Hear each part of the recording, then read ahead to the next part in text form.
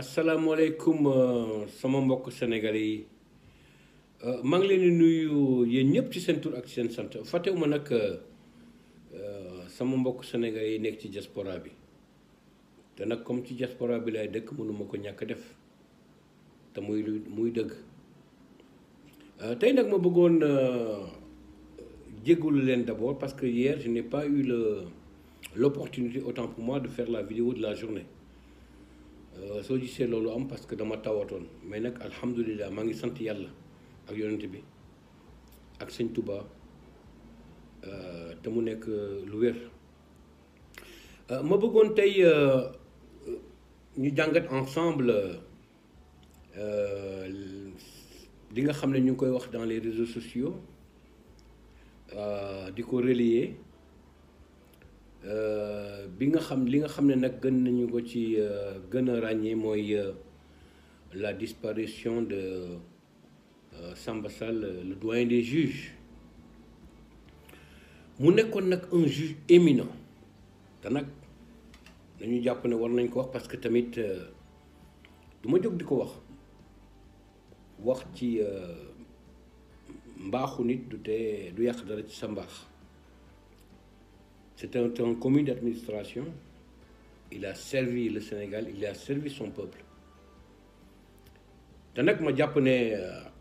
yàlla mi nga xam ne dara teewu ko te ñu koy leeral ci li nga xam ne moo am kullu nafsin zaa'iqatul mawt bakkan bu ñam dund rek di nga ñam dee. ñu koy ñaanal yàlla na ko yàlla xaare àjjana firdawsi di ko jaale ay mbokkam. di ko jaale ñi nga xam ne ñoo nekkoon ak moom ci corps boobu mooy la magistrature di ko jaale aussi sénégalais yi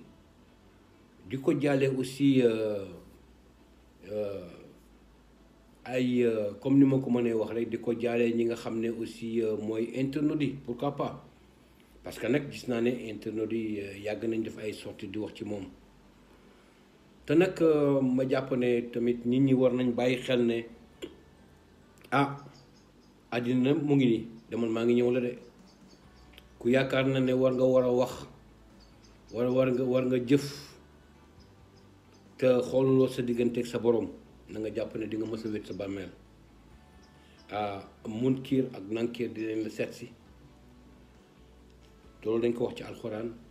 di lay wax annimaa rabbuka te nag àddina moo doxee noonu encore une fois ma koy waxaat yàlla na ko yàlla xaaree àjjana nañu servir d'exemple xam ne lépp lu nekk ci àddina rek du wéy lépp loo gis rek dina mës a jeex. ma bëggoon aussi sur la première de la vidéo partie de la vidéo autant pour moi interpeller Bour Sall Macky Premier le roi de Fatick et le roi du Sénégal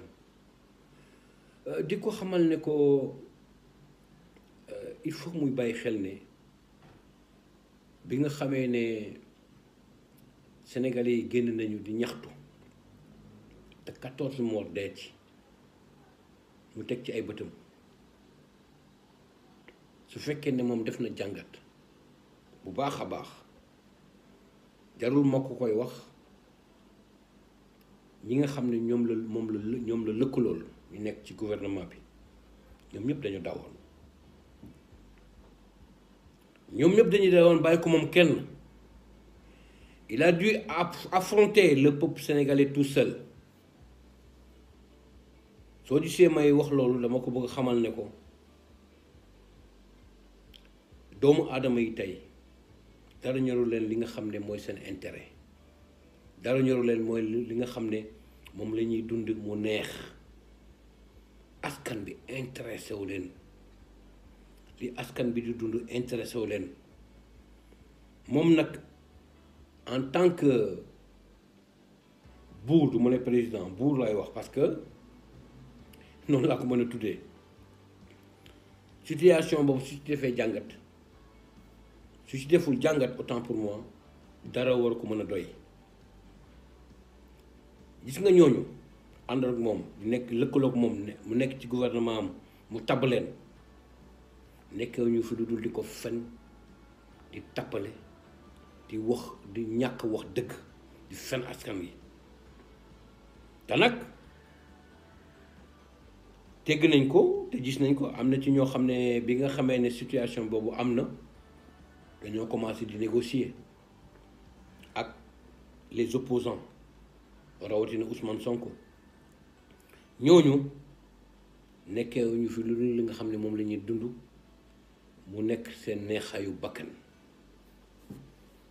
soo gisee nag ma génn di ci wax dama bëgg mu xoolaat toogaayam te nag xoolaat sa toogaay mooy tax nga xam fan nga jëm. Il y a des Sénégalais yoo xam ne tey ñu ngi ci réew mi li dund askan bi dund rek moo leen tax a ñëw moo leen ñor métit bi askan ngeen moo leen tax a jóg na jéem a xool nit ñooñu ñu ngi fan mu lëkkaloog ñoom liggéey Sénégal te intérêt Sénégal rek moom ci wàllu boppam tax ko jóg pour Macky Sall le roi de Fatick et du Sénégal. ma bëggoon nag tey rapidement dugg sur la deuxième partie de ma vidéo ma bëggoon ensemble ñu jàngat sortie bi nga xam ne Sidiki Kaba le ministre des forces armées def na ko je dis Sidiki Kaba ñu jàpp nag Sidiki Kaba il a été le ministre des affaires étrangères autant pour moi le ministre de la justice mu defoon fi sortie ci problème mu Karim Wade di fu wax naan Karim Wade perdrul ses droits civiques et politiques te ndi mbir moomu ni mu tëddee après gis nañ ko ñoom seen wàllu bopp bi nga xamee ne jàpp nañ ne Karim Wade su fekkee ne nekk na candidat aux élections présidentielles dina leen indi problème Macky Sall le roi du Sénégal et de Fatick sous la complicité de Aly Ngouille Ndiaye qui était le ministre de l'intérieur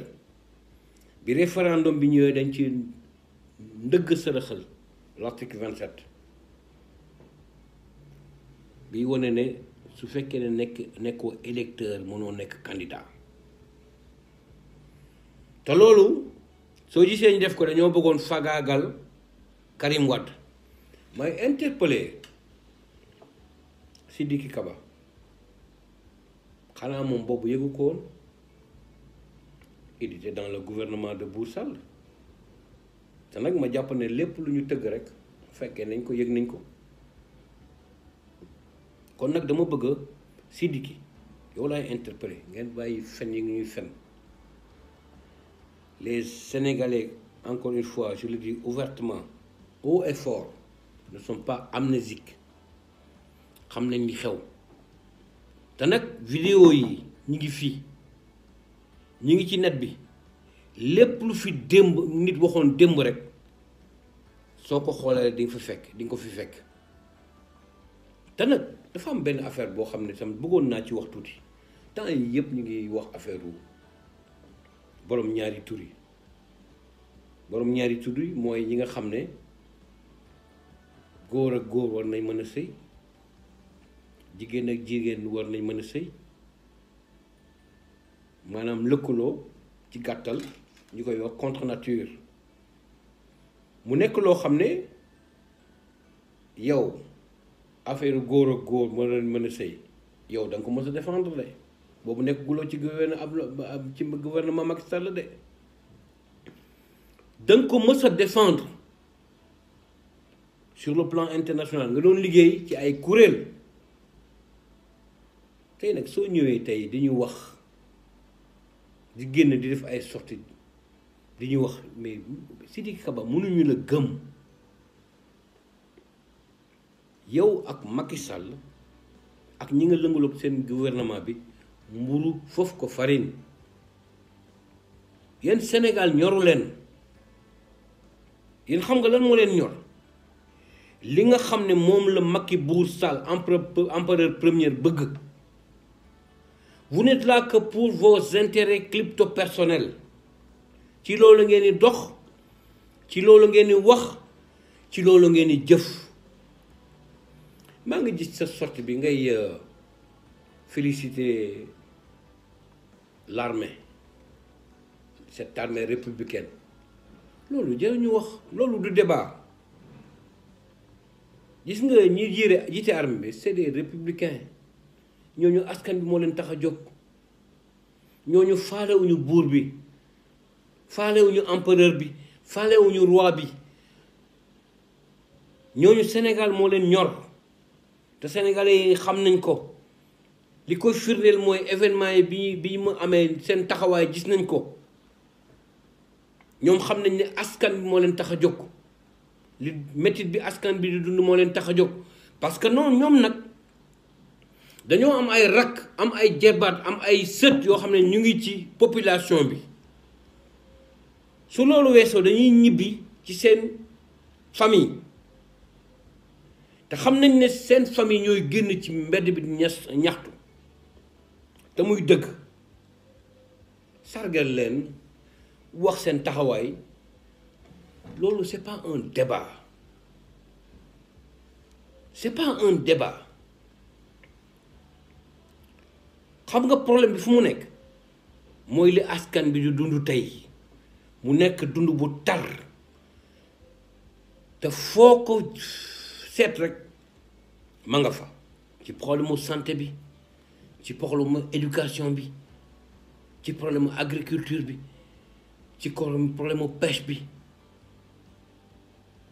amul fooy lamb ci Sénégal te mettiwul ñun loolu moo ñu ñor. gis nañ nag empereur Bour Sall di def effort jabal ministre mi ñuy génn je ne sais pas, j'espère que ce ne sera pas la première fois ni la dernière fois ñu ngi interpeller ministre yi nga xam ne ñu ngi ci gouvernement yi toll ci xaw ma 80 xaw ma je ne sais pas avec les ministres conseillers ñooñu sax taxu may wax dinañ génn wax askan bi comme ni ma ko ñaanee woon comme ni ma ko waxee woon. mais encore une fois ma lay wax yow Sidiki Kaba ñun Sénégal li ñu ñor mooy li nga xam ne moom la askan bi dund. yaa ngi ciy wax ci affaire justice génn nga def sur le ce point de presse bu ngay affaire justice naan justice dafa am fu mu nu mu war a jaaree il faudrait nga gëm il y a des procédures à suivre. yow Sidiki Kaba yow kan nga yàpp yow kan nga yàpp yow Sénégalais nga yàpp yow yéen Macky Sall ngeen jox ko. Il a aujourd'hui entre ses mains tous les pouvoirs. Le pouvoir exécutif, le pouvoir judiciaire, le pouvoir législatif. Di buur di bummi. Je dis di buur di bummi. Di def lu ko neex. Ngay génn naan il y a une procédure boo xam ne dañ fa war a jaar, il faut croire à cette justice. Ah, croire à quelle justice? Une justice qui est là. boo xam ne ki nga xam ne moom moo koy doxal mooy Bour Sall yow da nga ñuy mais yow mais dans quel pays nous sommes? Dans quel pays nous sommes? wala da nga yaakaar ne Sénégal yi dañoo kon wala dañoo dof? nit ñi dofuñu. Ils savent ce qui se passe. bàyyi leen xelu sénégalais yi ngeen di fooye nga gën a di ñu wax les forces occultes. Les forces obscures, situation bi ni mu demee nous avons cerné la situation suñu jigéen ne di ci wax dafa am lu tax da ngay ni fen Sidiki Kaba da ngay fen. Il faut arrêter tes mensonges. yow mënoo nax sénégalais yi. Les Sénégalais savent ce qui se passe. Le peuple sait ce qui se passe. mënuloo leen ñu nax. su fekkee ne force occulte obscure yooyu amoon na yéenay njëkk a génne yéena koy njëkk a génne ci télévision bi mu ne fang ñëpp gis nañ vidéo yi te xam nañ ne seeni nit seeni nervi comme ni ko Barthélémy Diaz waxee ñoo génn muy les marrons du feu di def naka su dul noonu sous la complicité de la police qui est resté là sans absolument rien faire. bu leen ñu fontoo may wax ma njambal kooku nga xam ne tekkiwul dara di génn naan dafa am ay séparatistes yoo xam ne ay dañoo jóge Casamance dugg ci oto ñëw Dakar def li ñuy def delluwaat mais kooku nga yaakaar ne su fekkoon ne état bi ci boppam gouvernement bu empereur Buur Sall am na preuve yooyu duñ ko génnee Sénégalais yi gis ko bàyyi leen xelu askan bi ngeen di foyee te dee leen wax askan bi dëgg. Encore une fois may interpeller Macky Buur Sall le roi du Sénégal et de Fatick na wax ministre mi ñuy génn di wax ak askan bi te nag gis naa Sidiki Kaba def na benn sortie boo xam ne en français la ko def tënk ko na ko wax ci olof na ko wax ci joola na ko wax ci séeréer na ko wax ci mankaañ ñun duñu ay tubaab ay sénégalais luñu les 70% de la population sénégalaise sont analphabètes dañoo bëgg a xam ils ont besoin de savoir te nag ñu jàpp ne bis buy waxati na bàyyi fen yi na wax dëgg maa ngi leen di sant di leen gërëm di leen souhaiter une très bonne journée Alexandre depuis Munich Allemagne jërëjëf. Abonnez-vous sur votre chaîne OSR Monde et activez la cloche pour ne rater aucune de nos prochaines vidéos.